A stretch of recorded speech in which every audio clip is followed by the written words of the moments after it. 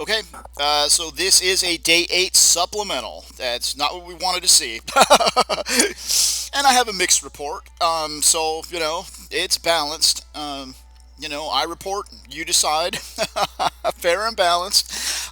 But anyway, I'll just basically break down what happened during day 8 so far, and then the reason for this update. Now, you may remember there was something about the 3 a.m. phase that is going on, where we've had numerous, more than any, I mean, nowhere else, and numerous of these no sleeps in that 3 a.m. phase. Okay, and it happened again, and I have no explanation as to why, but it happened. Oh, but on that phase, it was interesting because I was right almost there. Okay, right almost there. In other words,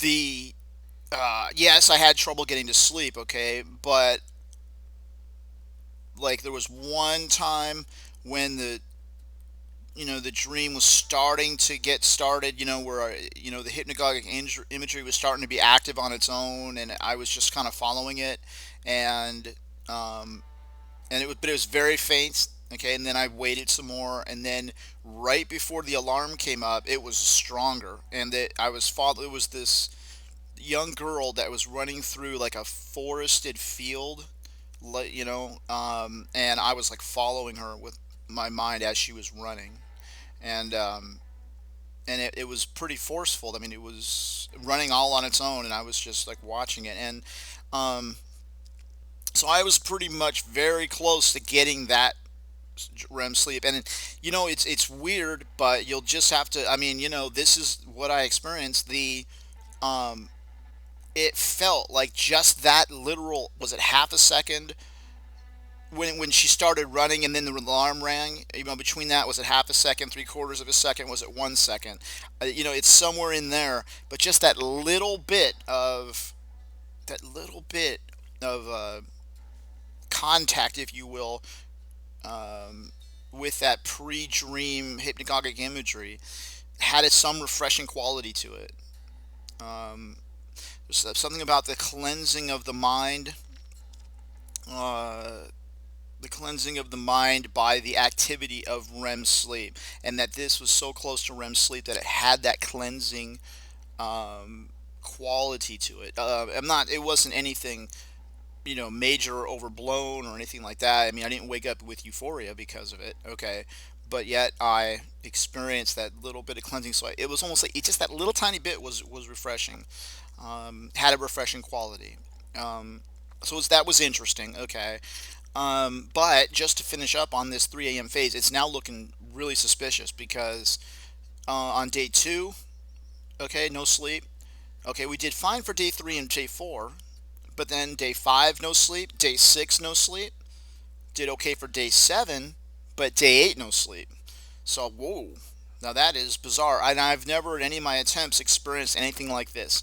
I've always been able to get to sleep um, in my dream phases. I mean, it's like really rare. Like 5 out of 100, I think was the latest stat for me to get to sleep because I'm basically tired and my mind I know how to relax my mind and everything, and it just you know um, so I've never seen this before in any of my 3 attempts. This is the first time. Obviously, this is my third attempt. So my previous 2 attempts, never seen anything like this.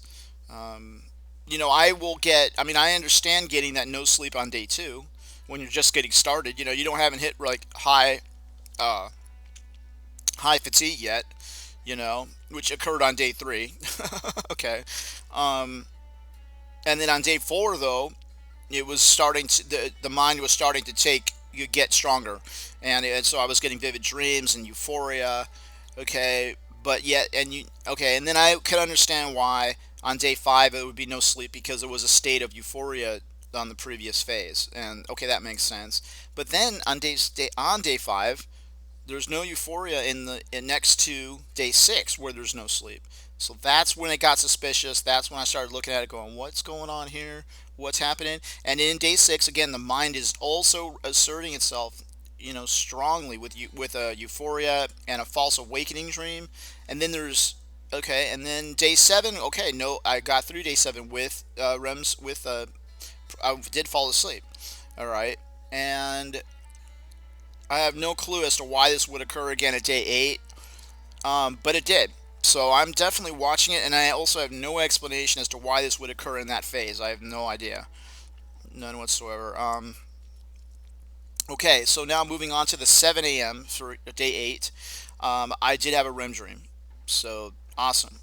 Love to see that. And also, just because when I report that I have a REM dream, it's only that I noticed it.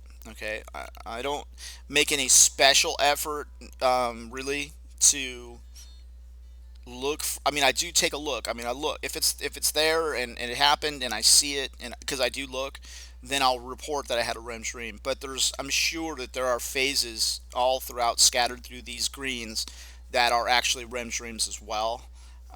But anyway, when I notice it, I put it in. Um, and I'm trying to think if there was any kind of euphoria that was. There was no well, I'm trying to think what was the effect of that REM dream on the following waking state. Yeah, no euphoria. I mean, like I didn't get. Um, that was I actually worked. Um, yeah, I woke up at 7:30 and actually worked.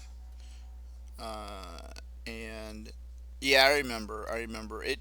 I had some strength, to my state because of that REM sleep. I was working. I mean, so that's a good sign. So that actually, again, the fact that I was able to go to work and everything, okay, that's great, and feel pretty good. And then, but I wasn't. But I noticed that I wasn't strong as I needed to be. I'm still going through adaptation, and I'm not. Even with that REM dream, I wasn't up to like full strength yet. Okay, so day eight, not yet up to full strength. Okay, 11 a.m. phase was fine. All right, and went to bed fine for the 3 p.m. phase. And I'm of the opinion that I did indeed wake up for that 3 p.m. phase at 3:30, and I believe I sat up even.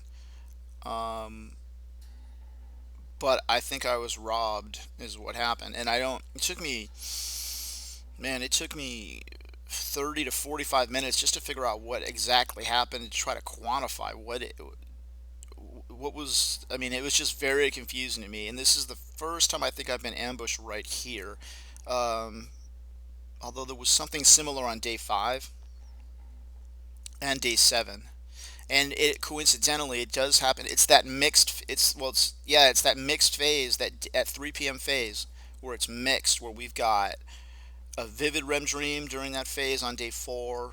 We've got euphoria on day six, but we've got sleeping while sitting, and then a 1.75 again micro sleep, sleeping while sitting.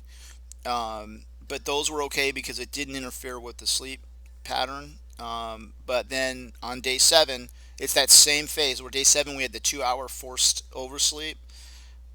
Okay, that it's the same phase, and now right next to it, which is like, gosh dang it, wanted a bunch of greens right here and then move on, But anyway, this is it, the 3 p.m. It's still that 3 p.m., that infamous now 3 p.m. phase. Um, where I overslept 1.75 hours, and I'm calling an improper 3:30 handoff. I think I woke up at 3:30. And let me update the name of that because I have it down as a 3 p.m. handoff, but it's not. It's it's 3:30 handoff.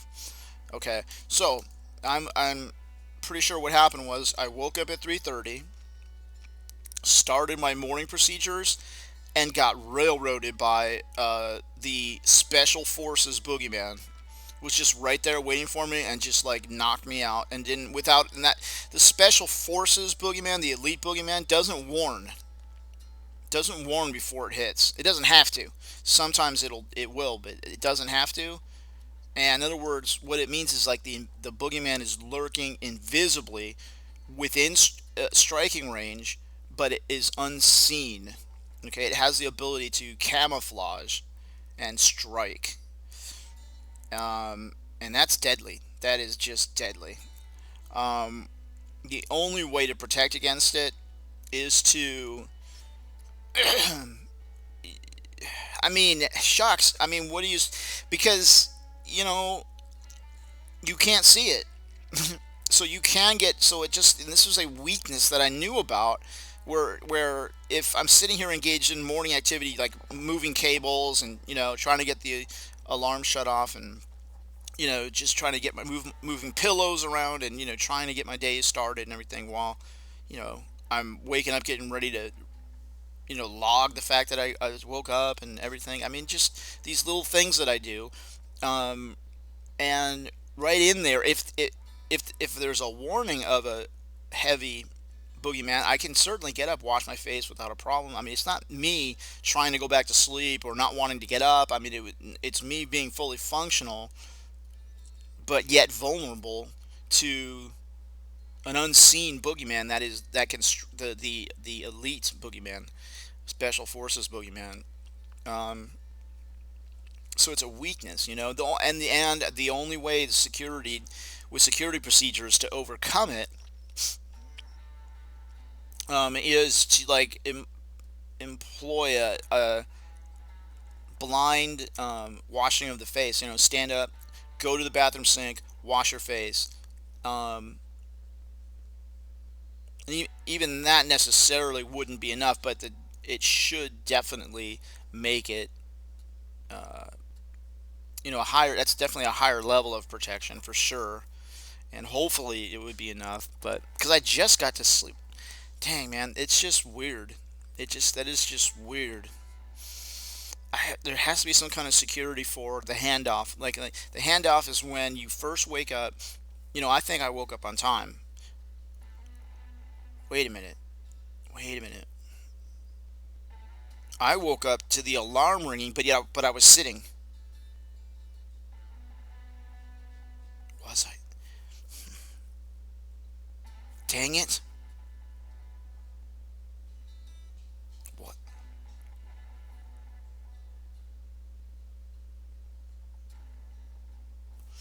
Man, I'm just confused as to exactly what happened. Yeah, that's definitely the weakest point. I got struck at the weakest point. I'm not exactly sure what happened really. I mean, because it could have been it could have been I overslept my alarm, and my alarm rang for 1.75 hours, and I didn't get up. Or it could have been I got up. I'm lost. I'm just lost.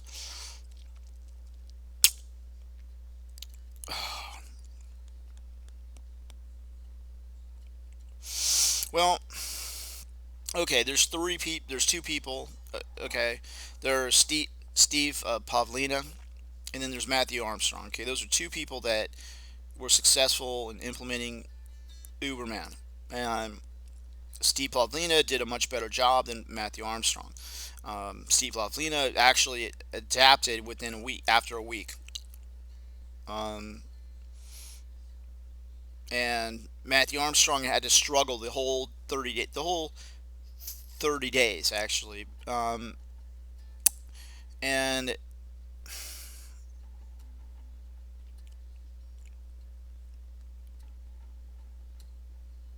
mm, yeah, see, I can't really compare myself to Matthew Armstrong at this point because I'm only on day 8, and I know what happened to him on day 10, um, and then on day 19.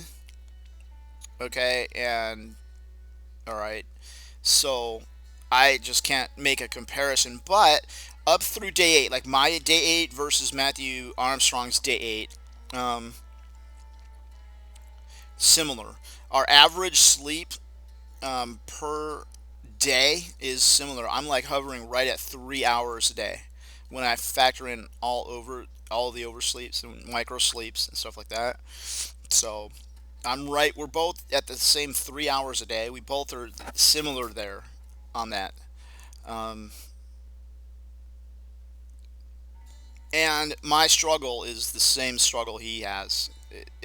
and there's similar. I'm not at the level of Steve Pavlina. I've never been able to adapt by day seven. I mean, there's just not. I'm gonna have boogeyman struggles beyond day seven. Okay, um, and I've yet to put the boogeyman down completely. I mean, I've been able to go, after day seven, I've been able to go like 3 days without the boogeyman appearing, but um, never yet been able to kill him. And the Matthew Armstrong wasn't either. I mean, he never actually overcame the boogeyman entirely. Um, he just was successful in implementing the program. I mean, he was fully adjusted, definitely fully adjusted, functional, um, but didn't actually overcome the boogeyman. Um, Not completely. No, yeah. So it's my job to do better. I know this is like crazy. Okay, I shouldn't even be mentioning his name or whatever. I mean, but for me, the reason I do is because it's so important, um, for me to be successful at this. Okay, and my reference points are people like Matthew Armstrong, like Steve Pavlina, like I want to call her Paradoxic, but I know her name's Pure Doxic. I actually did figure that out now. So, and I think she said her name was Marie, or the name she would like to use if you'd like a name sounding name was Marie. So whatever. I mean, that's fine. Um, but those, people like that, those are people. And then there's this other woman, which she's reclusive. I mean, I'm forgetting her name. She's part of the Polyphasic Society, and she had she had been doing Uberman for 9 weeks, but she only posted one video, so I don't have any point of reference for her attempt or her success to reference. Um, so, but I mean, still, anyone that's and any data that I can find, there there's definitely some other people that I've read that have been printed, and I have a sort of a general understanding of the data that I've read from them. But the ones that I don't know, I don't know. It's those are people. So anyway, those are people that I look to gauge my own progress. Okay, because I need to imitate them. Like I need to a large extent imitate Matthew Armstrong, but I need to overcome. I need to surpass Matthew Armstrong. Okay, I because on day 10, okay, he had a deliberate oversleep. On day 19, he had another one, and there, what I mean. It was just that total conquering didn't occur like with Steve Pavlina. Dang, and it's like just even to mention that is like so yucky, so bad. I mean, like I sound like an idiot. I mean, um, and well, this is it. I mean, I have the opportunity to do better and to prove myself. I mean, it's between now and day 10. Because right now, me and Matthew Armstrong are in the same boat right now as far as our performance in the first 8 days. Okay, and it's up to me to do better than him on day 10. Um, and I hope I do. I think I can. I mean, put it that way. Um, right now, I'm focused on. I'm having my issues are the unconscious boogeyman. Okay, and the deadliest of that, of course, is that elite boogeyman.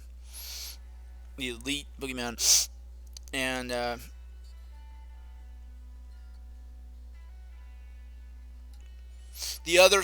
other aspect of it is, look, these boogeyman manifestations do not show up, okay, unless our sleeps have not provided the necessary material, if you will, the necessary substance, to preclude the Uberman. I mean the boogeyman. Okay, you have to have enough. Your sleeps have to be producing enough to overcome it. And with all of the no sleeps at 3 a.m., that ain't doing it. See what I'm saying? That's where I'm missing out right there. That's where my weak point is. And because of those oversleeps, because it's all interconnected. See, that's the key to it. It's all interconnected. Okay, every one of your sleeps is connected to every one of your other sleeps. Okay, and they're one integral whole. Now, how far back they go? I mean, I'm assuming like they're like gas tanks. Each um like sleep phase is a gas tank. Okay, and it's going to be filled so much with this, like sleep liquid. What do you want to call it? Sleep liquid. Okay, and so every time you take a nap, the that particular each phase fills up its canister of the sleep liquid, and then all of this that sleep liquid is collected into the current phase that you're in. Okay, now if okay, so then and how far back? I mean, how far back? I guess it's a running total. See, that's what I'm guessing. It's like a running total, and it's reflected in the phase you're in based on um, you know how much liquid is collected, has been collected, and exists. Okay, and then that there's something about like say our waking activity. Okay. And how much demand we need that juice in our waking lives, and or our waking lives tends to affect that juice that's there. Okay, it's somehow it's being used during our waking state, and that's the subconscious mind operating. I don't know, and it's based on stress. I would assume. I mean, I'm just going to guess it's going to be based on stress. Which stress is? I'm trying to think of the word. It's conflicts, um, conflicts that involve the mind, the heart, and the body. Those interconnected um, those interconnected three, that triangle right there, there's conflicts, okay? Mental, emotional, and physical conflicts, okay? And those are the stuff of dreams. See, those conflicts are the stuff of dreams. The mind, the subconscious mind, dreams about those conflicts. When you have a nightmare, when you have someone fighting you, when you have someone yelling at you, when someone chasing you, when you have things you can't find, and when you have these negative dream events, those are those conflicts, interpersonal conflicts. What increases the liquid, if you will, I mean the substance that we're trying to identify that collects up in each dream phase, and then the total amount of liquid available is reflected in the phase that you're in. Okay, that you wake up from. Okay, um, uh, those conflicts are dreamed about by the subconscious mind. Um, and a successful, I mean, the Sonoy people, they teach that just having a conflict, even if you fail against it, weakens the conflict in your psyche so that you're moving closer to a harmonious whole just because you went through it. Even if you get killed in your dream, it's a you have a rebirth, and you're stronger. Um, okay, and so what's happening is we have these mental, emotional, and physical conflicts in our waking lives. That's the source of them. Okay, it's in our waking lives. Okay, the subconscious mind is in the background in our waking lives. Okay, so it is being stressed by these conflicts. That I think eats juice. Okay, and this juice that we're talking about, if you're following me.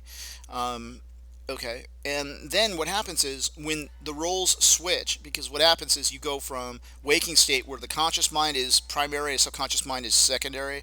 You switch, and now you're going subconscious mind is primary, conscious mind is secondary.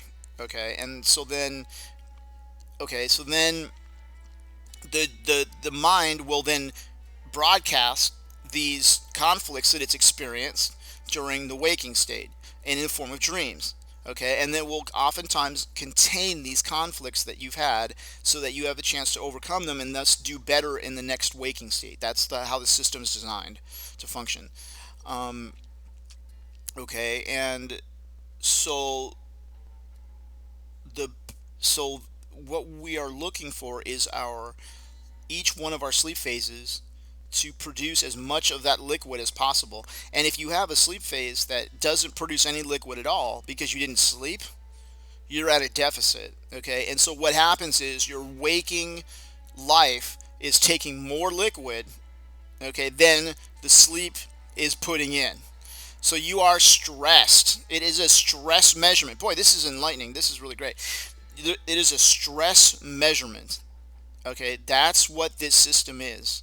It's a system that measures total stress to your person, body, mind, emotion. Okay, those stresses are measured with this juice. It's a stress level indicator. That's what it is. Okay, and there's a reason for that. This is a survival reason for it, because the you know what I mean. It's to protect the integral functioning of the person, body, mind, and emotion. Okay, it's to protect that functioning that as a whole, integral.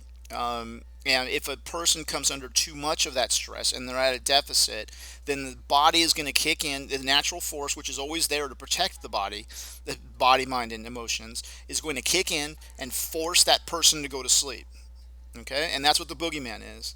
Okay, so the reason that we're encountering the boogeyman, why it's what adaptation actually is. Okay, what we're experiencing is um, lack of sleep is a stress, okay, on the body, okay, and so we're at a deficit regarding this dream liquid, okay, and then as the mind starts to produce the dreams, the juice, which are in dreams and such, um, the liquid gets more and more, okay, and then so you know the you get states of euphoria. Okay, now a state of euphoria, which has occurred twice so far in this particular attempt. Okay, there was one at day 4 and the 11 p.m. phase, one in day 6 at the 3 p.m. phase. Okay, there's also euphoria associated with day 6 in the 7 p.m. phase, which was so promising. That's 2 in a row. That's liquid at a high level. That's what you dream. I'm dream liquid. I ought to come up with a name for this. I'm gonna, dream juice. Call it dream juice. I don't know. Um, the REM dream had some. There was no euphoria, but it had. But that's the vivid REM dream. Yes, there was a vivid REM dream day 4 that did produce euphoria in that phase. So that's 3 states of euphoria, 4 states of euphoria in the last 7.5 days. So that's what I'm saying. That is a sign of my mind adapting over 50% adapted. Okay, so if we look at it that way, you can make a calculation. How many phases are you able to produce so much juice that the boogeyman disappears? Okay, and 100% adaptation. I don't want to use that word ever again. I don't know. I don't think it's a word. Adaptation. 100% adaptation is when you always have enough liquid in the tank, regardless of the stresses of your waking life. Okay, and um, that way the boogeyman just doesn't show up. Okay, so you're at a state of mental, emotional, physical peace. You have a surplus of dream juice. I'm gonna come up with a name that's like really good, but dream juice is what I got so far, or dream liquid, or fuel. I get dream fuel, subconscious fuel. I don't know, but that's what it is. That's what it is. It's almost like it's like money or oil or gas. I mean, it's a commodity that is an excellent indicator of that integral functioning health of the human person. It's what it is in our daily lives because we're expected to come under stress. That's how we're. That's the state that we're in now. I think when man was created, okay, there was no dream fuel because your fuel was always at maximum. Okay, you were continuously at maximum. Okay, you were a perfect human being. So you are at maximum fuel, and it's not it wasn't diminished. Okay, it was at full strength at all times. In other words, you were enlightened. You were an enlightened human being. Your consciousness, subconscious, conscious, was continuously yoked. So it was unified. You were a unified human being. Okay, at all times. And you were born that way, and you didn't die. There was no death either. So the subconscious mind was actually created when the fall of man occurred.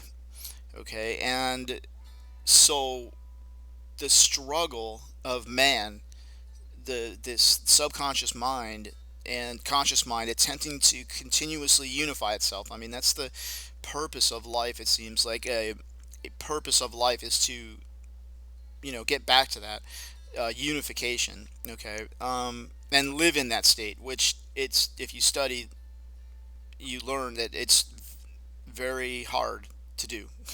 You can get high states of euphoria, but holding on to them is something entirely different. And that's what you learn when you study the yogis or whatever. But that's what we're looking at. This is what it is. Okay, so we can draw some really powerful conclusions about adaptation from this information. Um, okay, and if you're not sleeping in every one of your phases, you're at a deficit right there. Okay, but there is a type of, like, one phase can do it. One phase can, like, totally fill your tank. Um, Regardless. So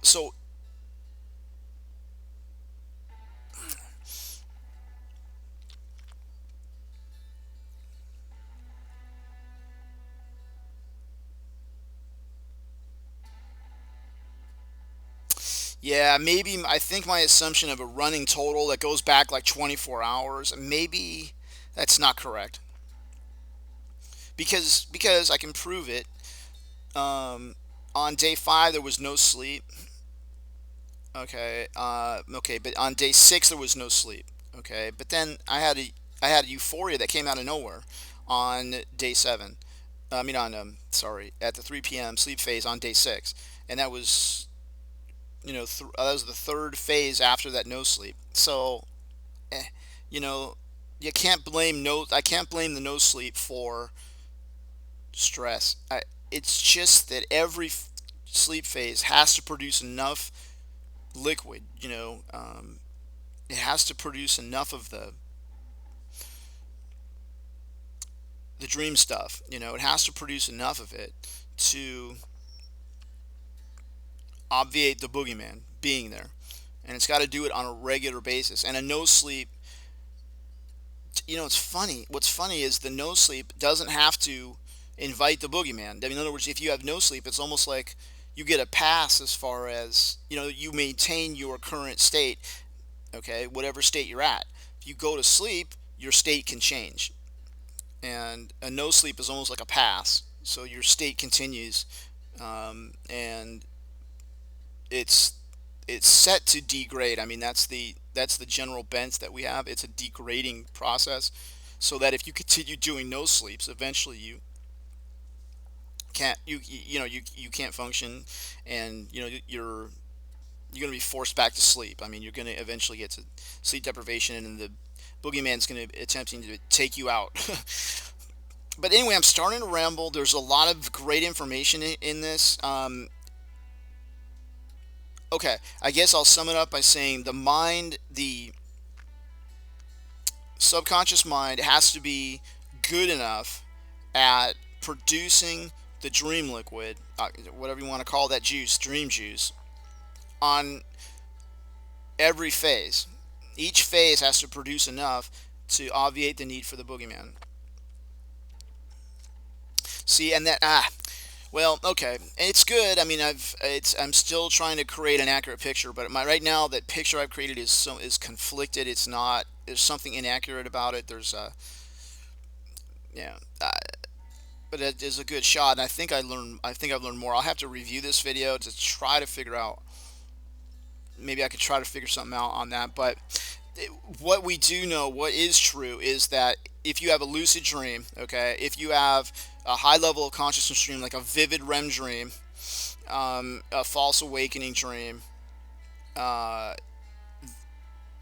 that will be sufficient to obviate the boogeyman. In other words, that's enough liquid right in itself. Just that one dream was enough liquid in and of itself to have no boogeyman during that phase. Okay, and so I mean that's the thing. It's just like what is going to happen in this next phase is going to be based on what happened when I went to sleep, and that's just going to determine it. Now, how that's going to be connected to the other sleeps that I've had, is there a connection between that and the other sleeps that I've had? I don't know. I mean, that's the problem. That's what's missing. The missing piece of the puzzle is the connection between your past sleeps and your current sleep. Um, and that's it right there. That's the question. And that's why, it's good to chart, try to see if you can create a connection, so you can see a pattern or something.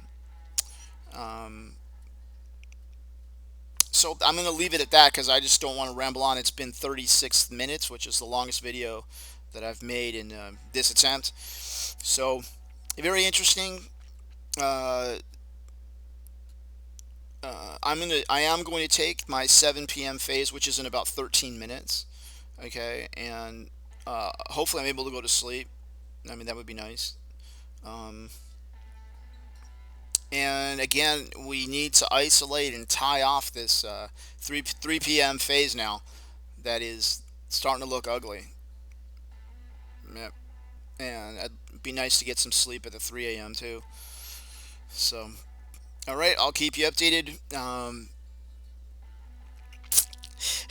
I just can't let this go. This is interesting. It's to try to figure this out. What's the missing piece of the puzzle? So, but hey, I gotta stop. I gotta stop this. So, talk to you soon. Bye.